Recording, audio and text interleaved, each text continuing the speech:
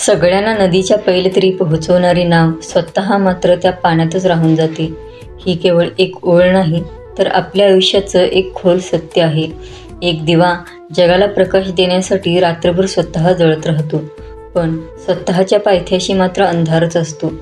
भर उन्हात दुसऱ्यांना सावली देणारं झाड स्वतः मात्र चटके सोसत उभं असतं. आरसा जगाला त्यांचं खरं रूप दाखवतो, पण त्याची स्वतःची अशी कोणतीही स्वतंत्र ओळख उरत नाही.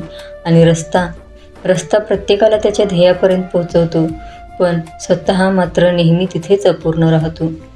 तथागत गौतम बुद्धांनी करुणेचा संदेश दिला आहे. आपल्या आजूबाजूलाही अशी काही बुद्धत्व लाभलेली माणसं असतात, जी स्वतःचं दुःख बाजूला सारून इतरांचं आयुष्य सोपं करतात. ती तुमची संकटं हलकी करतात, पण आपली व्यथा कधीच कोणासमोर मांडत नाहीत. लोक त्यांना गरजेच्या वेळी शोधतात आणि काम झाले की त्यांना विसरून पुढे निघून जातात. कारण लोकांना फक्त त्यांच्या ध्येयाशी देणं घेणं असतं. ज्या रस्त्याने ते तिथे पोहोचले त्या रस्त्याची त्यांना किंमत नसते. पण लक्षात ठेवा, जर तुमच्या आयुष्यात ही अशी एखादी व्यक्ती असेल जी सावलीसारखी तुमच्यासोबत उभी राहते, तर एकदा तिच्यासाठी नक्की थांबा. कारण प्रत्येक दिवा, प्रत्येक झाड आणि प्रत्येक रस्ता आयुष्यभर साथ देईलच असं नाही. त्यांची किंमत ते असतानाच ओळखा.